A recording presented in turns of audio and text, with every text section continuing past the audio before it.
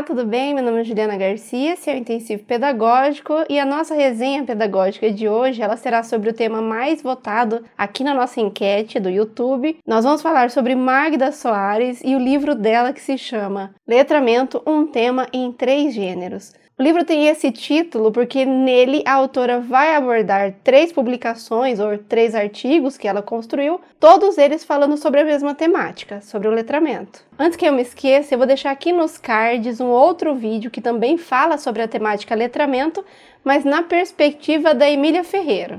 Mas vamos direto ao assunto.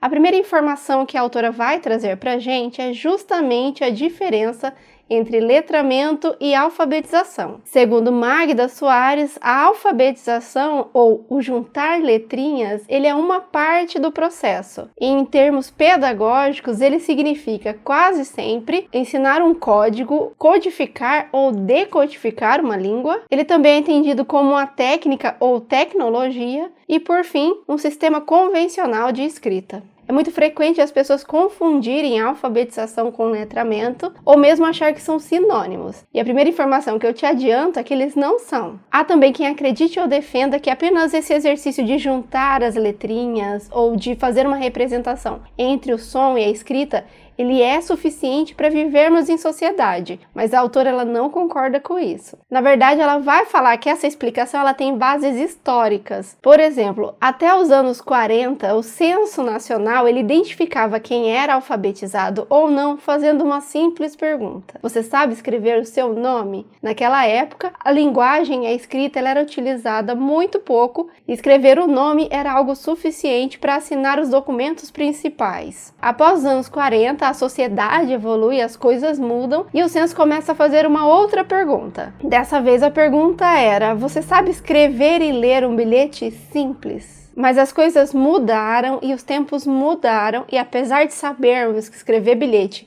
é algo importante, saber só escrever um bilhete ele não é mais suficiente para a sociedade em que nós vivemos. Ou em outras palavras, para a gente conseguir atuar nas práticas sociais de um mundo tão tecnológico e globalizado. Falando nisso, se você gosta de resenha pedagógica e também de legislação educacional, não se esqueça de se inscrever nesse canal porque a gente tem conteúdo novo toda semana. E se puder, participe das enquetes, porque é só assim que a gente consegue trazer os textos mais importantes para você. Mas voltando ao assunto, o que é letramento para Magda Soares? Qual é o sentido e o significado que a autora traz para essa palavra ou para esse termo? A primeira informação que eu tenho que te trazer é que a palavra letramento ela vem de um termo em inglês chamado literacy. Portugal traduziu esse termo como literacia, mas nós aqui no Brasil utilizamos mesmo o termo letramento. A autora defende que é necessário a utilização de um termo novo sempre que há transformações ou mudanças significativas. Ou seja, o termo alfabetização, como ele era utilizado, pelo menos, ele não comporta mais as complexidades deste mundo atual. A palavra letramento ela faz mais sentido dentro das características que a autora defende durante todo o livro. Aliás, para te falar sobre o que é letramento na ótica da Magda Soares, eu vou trazer 3 citações muito rápidas. Na primeira dela, Magda Soares vai dizer que letramento é mais que alfabetizar, é ensinar a ler e escrever dentro de um contexto onde a escrita e a leitura tenham sentido e façam parte da vida do aluno.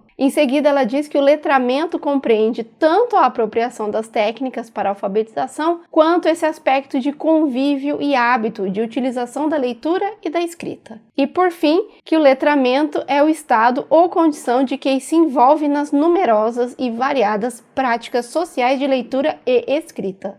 Como isso acontece na prática? Eu posso utilizar na prática todos os recursos, materiais e metodologias que ensinam a técnica, a codificar e a ler e escrever da forma como ocorria antigamente. No entanto, eu já começo a incluir desde muito cedo todos os instrumentos, documentos e recursos que a gente tem contato na sociedade. É por isso que as aulas que seguem as ideias da autora vai utilizar desde muito cedo bilhetes, revistas, jornais, receitas culinárias, contas e todos os outros textos que a criança vai se deparar em algum momento da vida dela. É importante falar aqui para você que as autoras que falam sobre letramento, elas não dão muita atenção ou não aprofundam a temática quando falamos de métodos, recursos, apostilas ou qualquer tipo de material didático que seja estritamente pedagógico, que seja aquele que só existe dentro da escola. Isso porque há uma grande crítica da academia e também de alguns autores sobre essa falta de conexão que a escola criou. Ou seja, existem documentos, atividades e materiais que só existem naquele mundo, no mundo da escola. No entanto, quando a criança sai da escola, são outros textos e documentos totalmente diferentes que ela terá que ter acesso,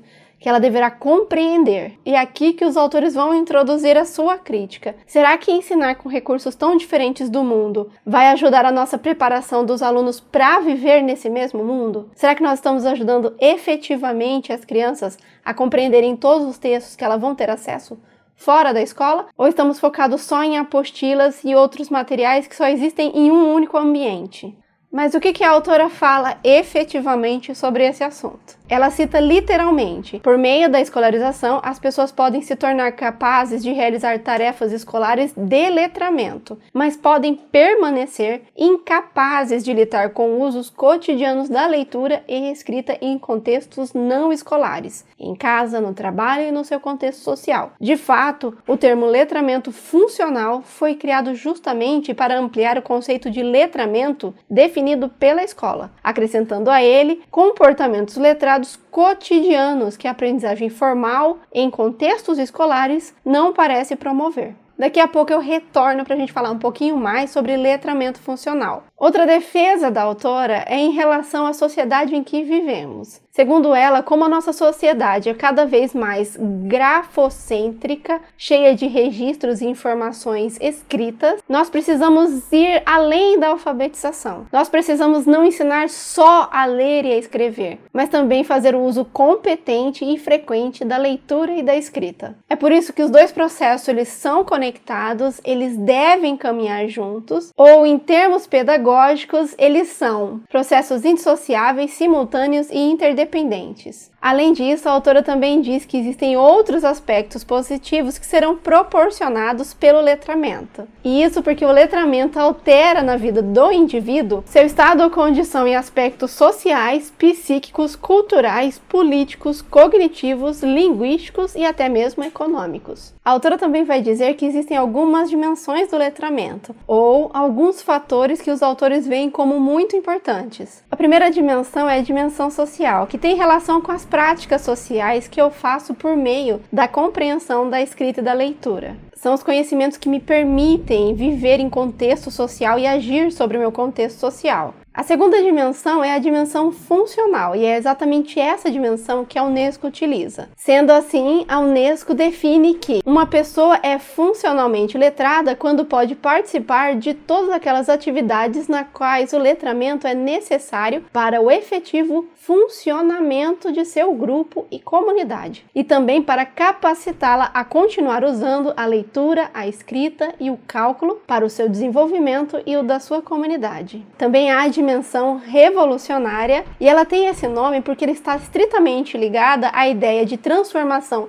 tanto na minha vida, quanto na vida das pessoas que estão ao meu redor, que estão ao meu contexto. Nessa forma de enxergar o letramento, essas transformações trariam muitas mudanças para a nossa vida. E para finalizar, o texto também fala em dimensão individual e social. Então, o letramento traz mudanças significativas para mim enquanto indivíduo. Ela muda minha vida enquanto uma pessoa que vive em sociedade, mas ela também contribui com a sociedade em que eu vivo, com o social. Para finalizar, a autora também vai falar sobre como devemos medir ou verificar o letramento das sociedades ou dos países. E segundo ela, há basicamente dois movimentos que ocorrem. Em países menos desenvolvidos, normalmente o que se verifica ainda é a alfabetização. Ainda estamos verificando ou tentando garantir com que as pessoas aprendam a decodificar, aprendam a ler e escrever.